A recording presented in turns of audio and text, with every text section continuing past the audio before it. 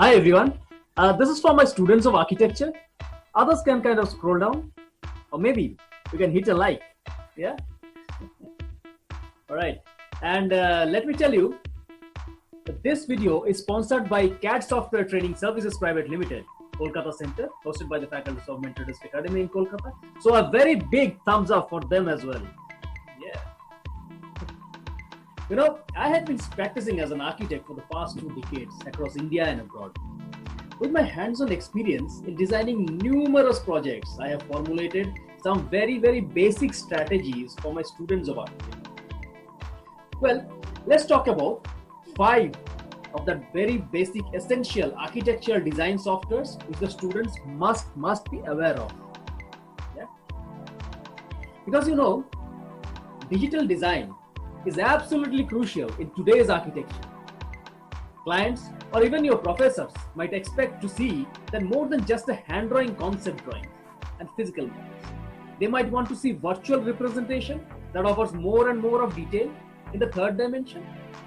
With 3D modeling, you can create virtual spaces, populate your buildings, adjust the lighting effects, even predict how those external forces will act on your particular building even before construction or even before conceiving it.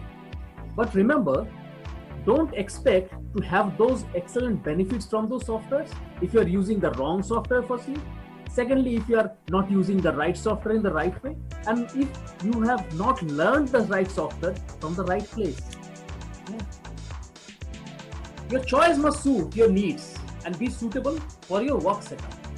Each software has some particular difference with one another. So let's discuss what's the best available options for you. Those 5 options that I told you, the current market. Number 1, to start with, AutoCAD. You know, AutoCAD is the mother of all 2D design softwares. I started working on AutoCAD right from the very first year of my joining in architecture. In version, I guess, release 12, one of the very early versions. During those times, people are still using hand-drafted drawings for everything in engineering to architecture. Many use AutoCAD as a first step on the way to creating 3D models. It allows you to develop drawings that represent your buildings at the most basic level, and then can transfer these drawings to other software packages to work on the more advanced developed other softwares. Yeah, because of AutoCAD's popularity, most other design packages are compatible with these file formats.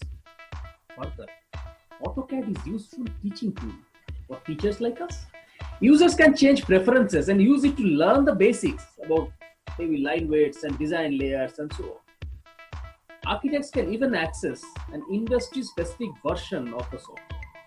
You are in architecture, so AutoCAD architecture is for you. You are a mechanical engineer, so AutoCAD mechanical is for you. You are a civil engineer, so it is for the civil structure. So there are certain versions Autodesk has rolled out which are for those particular industries. This allows you to have a more efficient drawing of base models. Yeah. Next is SketchUp. You know, today many architects favor SketchUp. One of them is myself, because of its real-world application. You don't have to know only theory; you have to be hands-on. Yeah. So I use those softwares which are hands-on, and a lot of it has kind of huge benefit and huge features which are useful. For instance, you can pull a topographical image or a satellite image from Google Map directly into the software and have the terrain, right? The key benefit of SketchUp is also its price. You can download SketchUp for free actually. Of course, it may lack some of the features, the very preliminary basic features in that, but still it provides enough for you to create some basic level of modeling which you can take it to the next professional level easily. Right? However, the base package has most of the exporting features turned off, so that's a glitch in it. Even so, this offers you flexibility. You can choose the features that suits your project, thus you invest in only what you need. Yeah, the cost makes it ideal for students and those like us operating on slim budget. Many use SketchUp to get grips with 3D modeling before moving on to other softwares maybe. Speed is also another feature of SketchUp. You can create very simple 3D models very quickly. In other places, you probably do not. have that facility. With the right adjustments, you can even create complex models which are faster and easy to execute, and some extremely wonderful presentations can be generated using SketchUp. Yeah. The next software is V-Ray. V-Ray is not really a standalone design package. It's actually a plugin. You can plug it in with other softwares like maybe SketchUp. Its purpose is to create photorealistic renderings. This allows you to show off your 3D models, how it would actually look like in the real world. Yeah, this makes 3D, the 3D outputs of a visual V-Ray package for those who will need to have that extra spark in their designs. And it offers a stunning result. V-Ray allows you to use light and shade in a never before way. Beyond architecture, designers across many industries use V-Ray in their work. For instance, do you play PUBG? V-Ray has a proven ideal solution for video gaming and various other CG renderings into movies and stuff. In architecture, V-Ray is all about placing your clients in a virtual visual space where you can envisage the entire surrounding around you. Maybe with 3D goggles and stuff, V-Ray can take you to the next level of understanding of the 3D. It helps them see what your designs will look like once they're built. Further, you benefit from an extensive resource. V-Ray has an extensive resource library to help you take those base designs to the next level of perfection.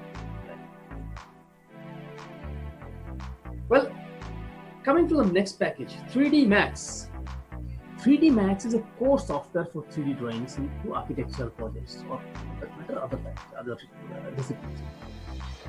This is where most model is still done.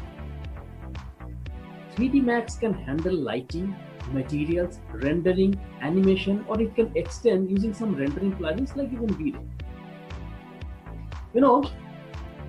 Sometime during the year 2004, when I was undergoing a complete one-year certified diploma in multimedia and animation from the Jadavpur University, we were thoroughly taught about the application and usability and awesome features this particular software has, which you too should explore. I strongly recommend students should get started on learning 3D Max for your design and develop your creativity and expertise and take it to the next level. I have published a very detailed article on this particular topic sometime back. Go back to my page and have a look at it. Well, coming to the next software, or the last software you can say in this 5 software group that I made. Photoshop, mother of all image editing softwares. In architecture, Photoshop can be used for all manner of tasks, and in many architectural projects, it's the primary post-production image processing tool. Photoshop can be used as a very basic level tool or maybe an expert level tool, which many of its users and learners at an early age you can learn. I learned Photoshop maybe sometime when I was passing out of school, maybe very, very early stage. Photoshop is predominantly used, in image and graphics and creating a lot of other stuff, like for instance in your media, helping to produce architectural renderings, for instance, visualization and diagrams for presentations and client documents. Yeah. So in a nutshell, these are the very 5 basic softwares that you can use. You can start using right now. But before that, go ahead, learn those right software from the right places. And CAD Software Training Services Private Limited is definitely one place to go. Yeah. Having said all of that, I strongly believe that there is a lot to learn. And an architect will always be a student, constantly learning. Let's start discussing about your views, your thoughts on this particular topic. Comment in the box below. I'll get back to you. See you.